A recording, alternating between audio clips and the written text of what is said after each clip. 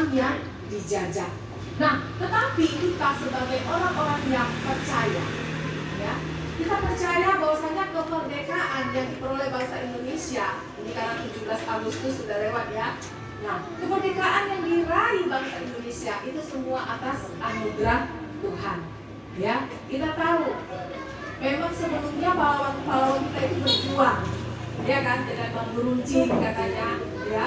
Seperti bangsa Israel, ya, mereka tidak punya senjata untuk mengalahkan bangsa Mesir. Tapi hanya karena apa? Hanya karena kuasa Tuhan.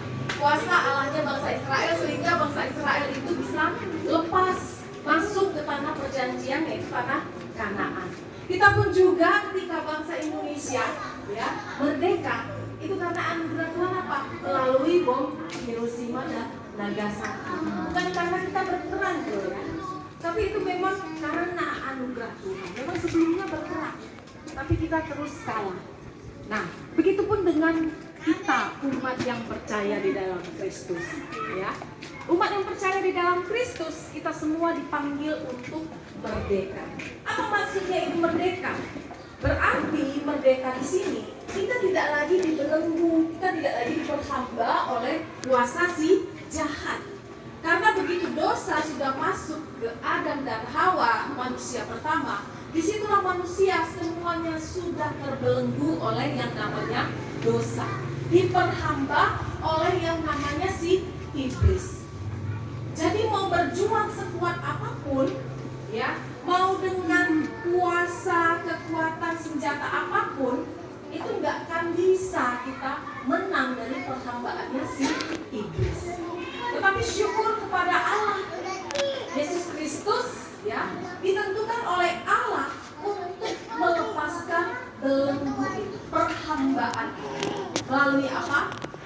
Melalui kematian Tuhan Yesus di kayu salib. Barang siapa yang percaya kalau dosa-dosanya sudah ditanggung di kayu salib oleh Tuhan Yesus 2000 tahun yang lalu, baik dosa yang masa lalu, dosa sekarang maupun dosa yang masa akan datang, sudah ditanggung oleh Yesus, kita percaya, maka dia sebenarnya sudah lepas dari perhambaan dosa, sudah menjadi orang-orang yang merdeka. Nah, Bapak Ibu Saudara yang terkasih di dalam Kristus, ketika kita sudah dimerdekakan oleh Kristus, berarti kita bukan lagi budak dosa. Berarti kita bukan lagi budak si iblis. Kalau kita bukan lagi budak, berarti kita bisa berkata apa kepada dosa? Tidak. Berarti kita bisa berkata kepada dosa dengan kata tidak. Ya. Karena kita punya kehendak bebas untuk berkata tidak kepada dosa. Karena apa? Karena Roh Allah itu sudah melahirkan kita kembali. Roh Allah sudah melahirkan kita kembali sehingga kita menjadi baru di dalam Kristus. Kalau kita baru dilahirkan, ya, berarti semuanya harus barulah, ya kan? Hidup kita harus baru. Apa hidup yang baru itu? Hidup yang baru itu adalah hidup yang memuliakan Tuhan.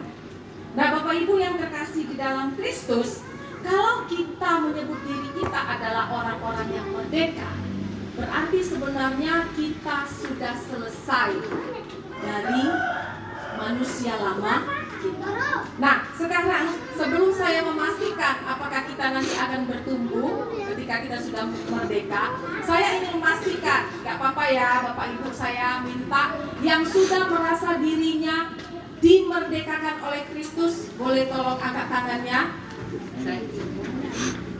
Yang sudah merasa dirinya dimerdekakan oleh Kristus, silakan angkat tangannya. Oke, terima kasih Bapak Ibu. Berarti kita semua sudah dimerdekakan oleh Kristus. Berarti semuanya sudah dilahirkan kembali di dalam Kristus Yesus menjadi ciptaan yang baru. Oke. Nah, sekarang kan STM kita ini usianya 50 tahun ya. Nah, tadi kita kan katanya sudah mengalami kelahiran kembali. Nah, kalau kita sudah menjadi orang-orang yang merdeka, ya kan? Sudah menjadi orang-orang yang merdeka, sudah dilahirkan kembali di dalam Kristus Yesus. Apakah kita mau bertumbuh seperti bangsa Indonesia? Indonesia sudah ke 79 ya, merdeka, ya kan? Tahun 1945 Indonesia merdeka.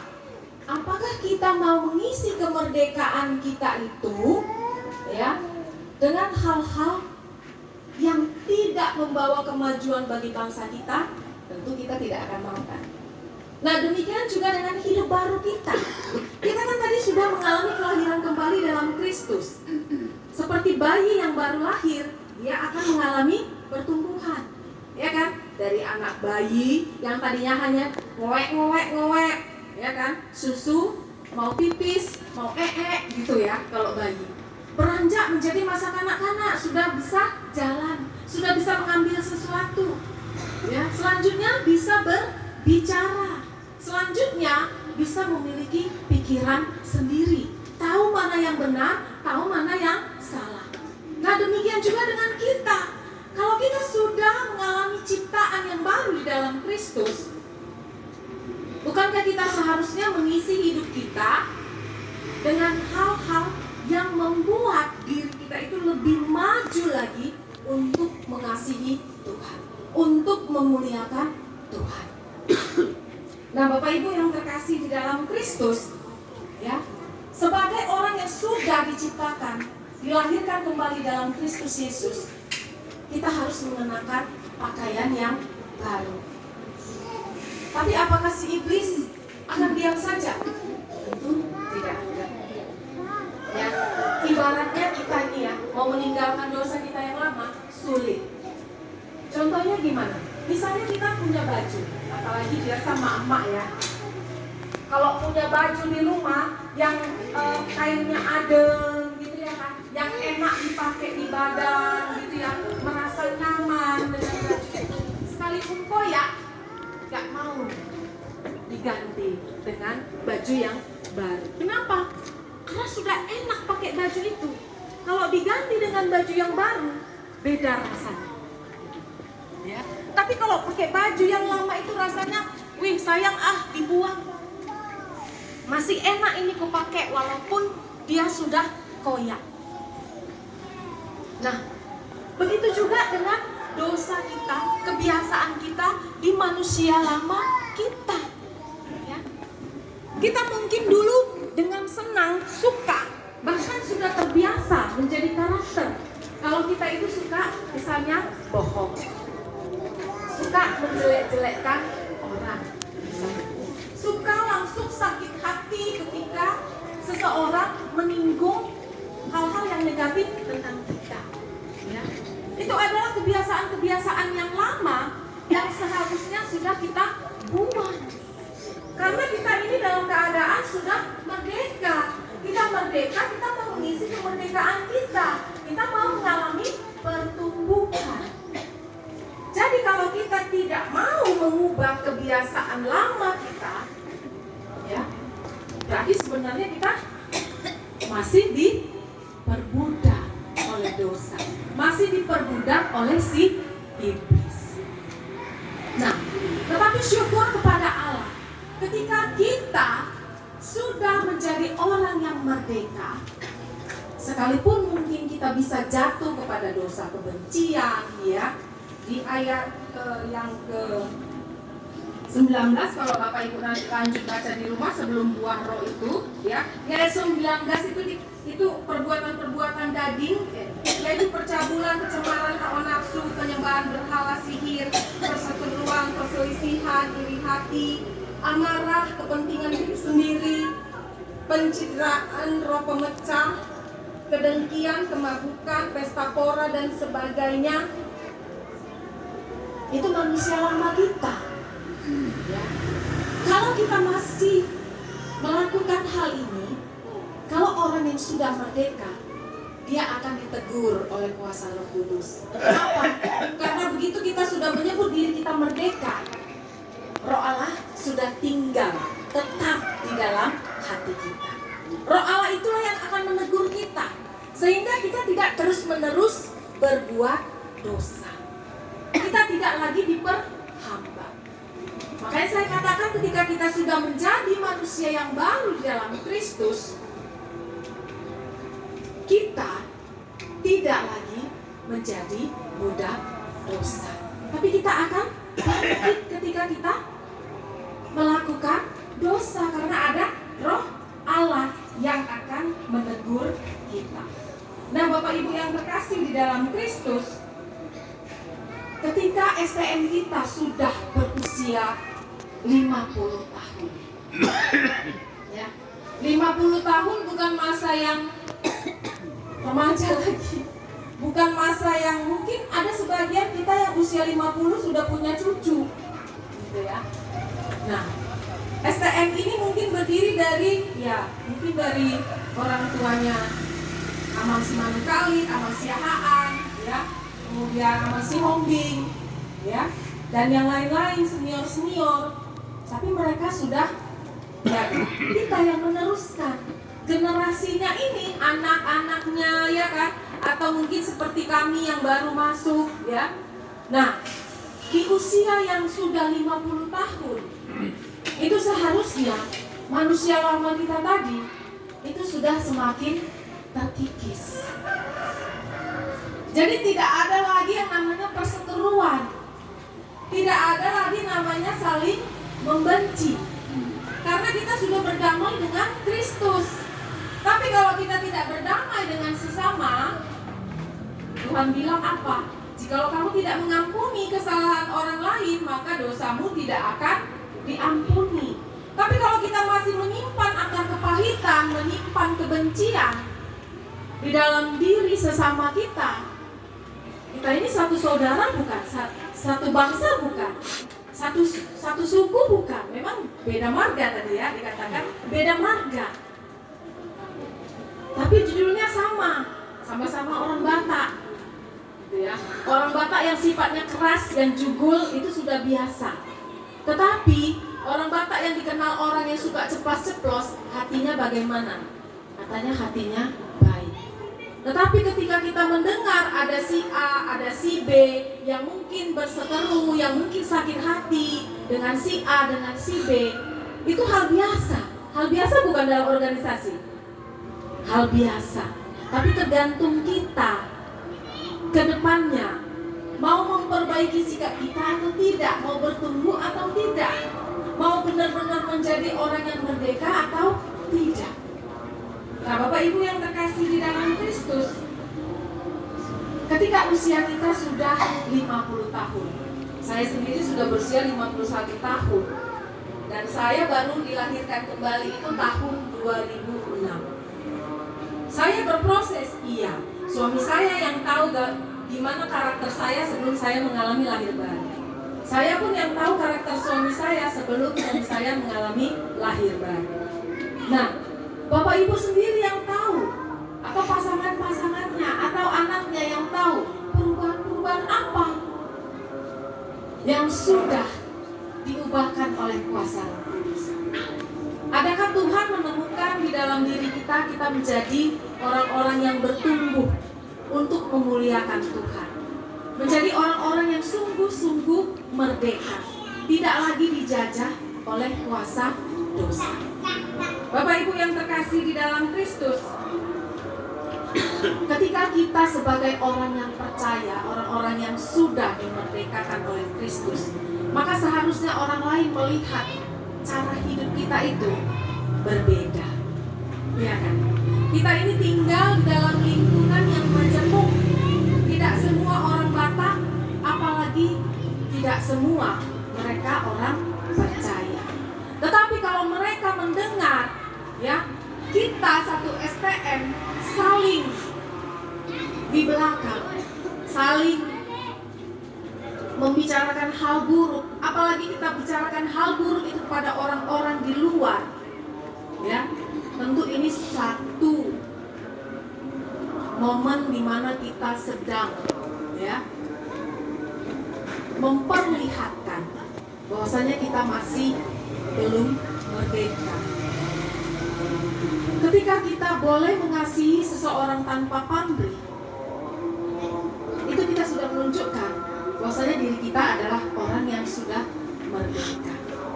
Ketika kita bisa menerima masukan atau saran atau kritikan dari orang di sekitar kita, itu berarti kita sudah menjadi orang yang merdeka. Ketika kita bisa menerima kekurangan pasangan kita, tetangga kita, bahkan orang-orang di STM kita, ya, berarti kita sudah menjadi orang-orang yang merdeka. Bapak Ibu yang terkasih di dalam Kristus, apakah sulit untuk mengerjakan kasih, terkhusus kasih persaudaraan itu? Memang sangat-sangat sulit. Saya sendiri sampai saat ini masih bergumul untuk mengasihi. Sekalipun saya sudah mengasihi suami saya kembali kepada suami, tetapi ketika saya disakiti oleh keluarga sendiri, sulit enggak? Sulit, Bapak Ibu. Orang-orang terdekat kita itu biasanya adalah orang-orang yang sering menyakiti kita. Tapi disitulah kita selalu diuji, apakah kita mau bertumbuh atau tidak. Suami saya yang tahu, ya, bagaimana sakit hati saya kepada keluarga saya. Tetapi saya terus belajar. Kita belajar untuk mengasihi. Dan nanti sampai pada waktunya seperti Esau dan Yakub. Tonton di YouTube ya, nonton YouTube. Seperti Esau dan Yakub. Itu pasti nanti suatu saat kita yang saling berseteru, kita yang mungkin ada kebencian, ada akar pahit, itu semua akan dipulihkan oleh kuasa Tuhan. Kita tidak tahu apa rancangan Tuhan buat STM kita, tapi saya yakin dan percaya ketika STM ini sudah berusia 50 tahun, berarti itu sudah anugerah demi anugerah yang Tuhan kerjakan. Kita sampai saat ini bisa merayakan ulang tahun STM, bisa berkumpul, hadir di sini bersama-sama, berarti kita sudah merasakan inilah saudaraku, inilah nanti mereka yang akan mengasihi aku, yang akan memperhatikan aku ketika sesuatu terjadi sama aku. Itulah yang ada di dalam pikiran kita. Tapi ketika kita sudah menjadi orang-orang yang dimerdekakan oleh Kristus, bukan dengan bersungut-sungut mengerjakannya, ya, bukan dengan hati yang mendongkol mengerjakannya. Seperti mengerjakan ini semua, tentu banyak yang lelah, banyak yang capek. Tapi jangan sampai keluar kata-kata kita yang saling menyakiti, saling membenci. Tapi bagaimana kasih itu bisa menutupi? Karena kasih itu kata Tuhan. Kasih itu banyak sekali menutupi pelanggan. Jadi jangan sampai apa yang terjadi, apa yang negatif di dalam STM kita itu sampai keluar. Tapi biarlah kita sebagai anggota, kita saling menutupi, saling merangkul, saling mengasihi dengan kasih yang mau menerima, kasih yang mau memberi. Jangan melakukan kasih karena ada sesuatu yang mau didapat. Jangan, itu Tuhan tidak berkenan. Makanya Bapak Ibu Saudara yang terkasih di dalam Kristus, firman Tuhan hari ini berkata, ya, tetapi janganlah kamu mempergunakan kemerdekaan itu sebagai kesempatan untuk kehidupan dalam dosa, melainkan layanilah seorang akan yang lain oleh kasih. Jadi ketika kita sudah menjadi orang yang merdeka, jangan kita berkata gini, Yesus kan sudah mengampuni dosaku 2000 tahun yang lalu. Dosaku yang diampuni itu kan dosaku yang lalu, yang sekarang, bahkan yang masa yang akan datang pun dosaku sudah diampuni. Ya udah, suka-suka aja lah hidupku. Aku mau berbuat dosa, toh nanti aku minta ampun akan diampuni. Benar seperti itu Bapak Ibu? Tidak. Justru ketika kita sudah menjadi orang-orang yang merdeka, hidup kita akan kita buat untuk membalas kemerdekaan yang sudah dikerjakan oleh Kristus. Sama seperti kita, misalnya kita sudah ditolong oleh seseorang, akankah kita tega menyakiti orang itu? Enggak kan?